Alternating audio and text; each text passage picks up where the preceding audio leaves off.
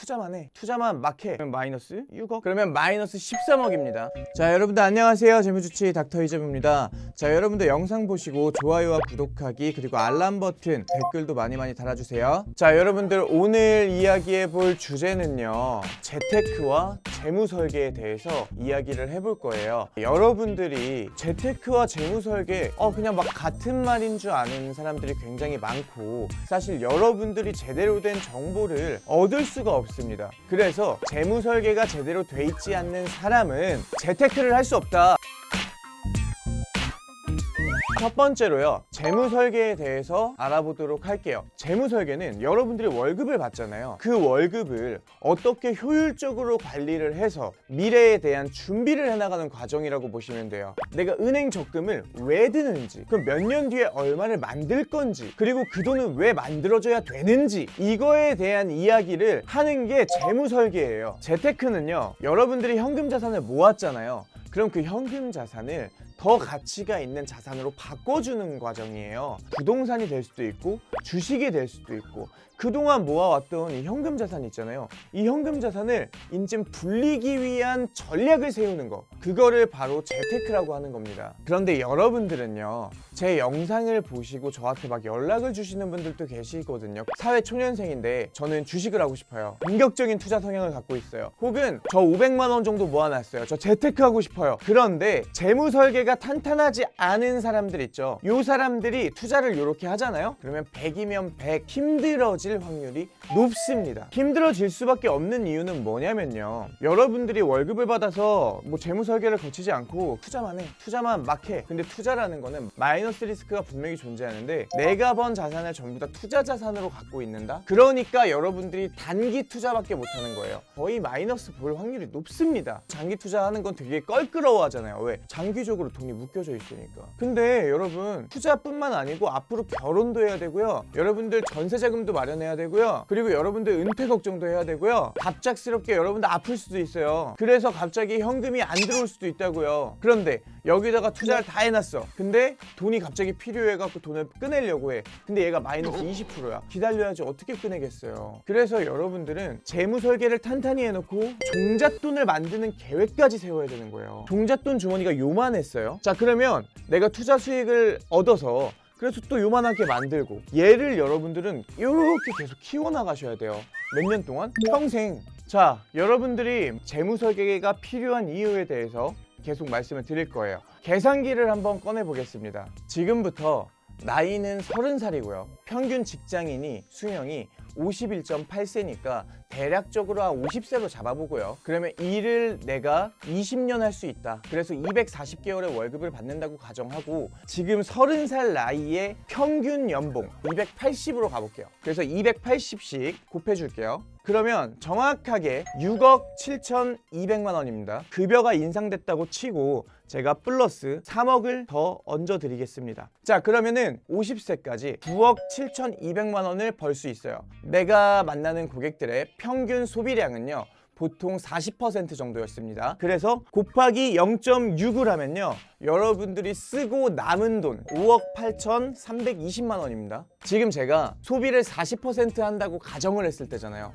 근데 만약에 내가 30%만 가정해봐요. 그러면은 적어도 한 5천에서 1억 차이는 날걸요? 그렇기 때문에 재무설계에서 가장 중요한 거, 내 지출 관리 하셔야 됩니다. 여러분들 결혼하실 거잖아요? 그러면 결혼자금 한 5천만 원 뺄게요. 자, 그러면은 5억 3천만 원 남습니다. 여기서 여러분들 결혼하시면 전셋집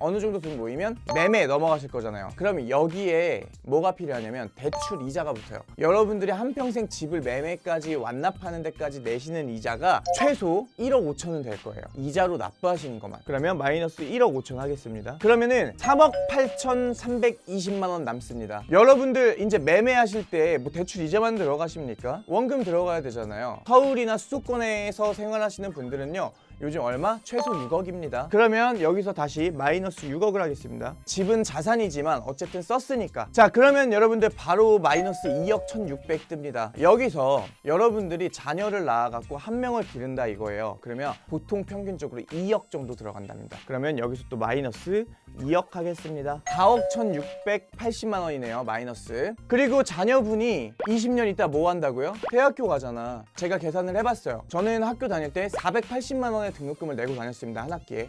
그럼 두 학기면 얼마죠? 960만 원입니다. 그리고 저는 아버지한테 80만 원씩 용돈을 받았습니다. 80만 원 곱하기 12개월. 그래서 총 960만 원을 받았습니다. 자, 여기에 뭐 학원 다니고 뭐하고 부가적으로 들어가는 비용들이 또 있을 테니까 대략적으로 1년에 2천만 원 정도 들어간다고 가정을 하겠습니다. 그리고 보통 뭐죠? 4학기 다니죠? 그럼 8천이죠. 거기다가 어학연수, 해외 어학연수나 유학 한 1년 갔다 오면 또 2천만 원 들어가겠죠. 자, 그렇게 해서 1억 정도 들어갑니다. 마이너스 1억. 그랬더니 마이너스 5억 1680만 원이에요. 그리고 한 3천만 원에서 4천만 원 정도 하는 중형 자동차. 요거 여러분들 20년 동안 한 3번에서 4번은 바꾸지 않을까요? 자, 그럼 여기서 마이너스 또 1억 2천 정도 가겠습니다. 그랬더니 마이너스 6억 3600입니다. 그리고 여러분들 부모님 용돈 드리는 분들 많으시죠? 부모님이 또 만약에 편찮으시거나 이러한 상황들이 왔을 때 부모를 부양하고 뭐하고 하는 보통 5천에서 1억 정도 듭니다. 그러면 마이너스 보수적으로 잡을게요. 5천만 원. 그리고 우리가 낳은 자녀가 이제 사회생활을 하다가 결혼을 한대요. 근데 여러분들 결혼하실 때 부모님 돈 안 받으셨어요? 1천만 원, 2천만 원이라도 받으신 분들이 많을걸요? 그러면은 한 3천만 원 정도 해준다고 칠게요. 그랬더니 마이너스 7억 1680만 원이에요. 만약에 내가 중간에 아파, 우리 그냥 보험 같은 거 다 없다고 가정하고, 그래갖고 내가 한평생 내가 감기부터 시작해서 내 의료비로 들어가는 게 한 3천만 원 정도 들어간다고 칠게요. 그러면은 마이너스 7억 4680입니다. 그리고 여기에서 여러분들이 이제 은퇴하시고 60세부터 80세까지 250만 원 정도씩 매달 쓰려면 6억이죠? 자, 그러면 마이너스 6억? 그러면 마이너스 13억입니다. 여기에다가 여러분들 만약 50대에 은퇴하잖아요. 그러면 여러분들 또 뭐 할 거예요? 가운데서 이제 뭐 자영업 한다고 이제 막 할 거 아니에요. 자, 그러면 그때